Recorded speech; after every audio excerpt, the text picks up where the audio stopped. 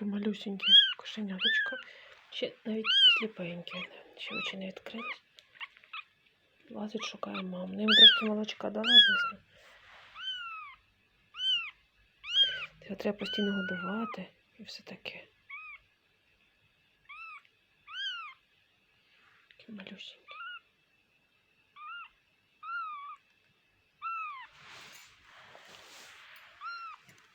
Ой, це на руці в мене сидить. Попробуй покажи, яка в нього мордочка. Ось в нього мордочка. Короче, така мордочка. Зовсім малюсенька. Таке маленьке. Ну, хоч теплі не замерзло. От. Будемо йому давати молочко. Так. Потім віддамо кудись в хороші руки. Ну, поки так. Малюсенький,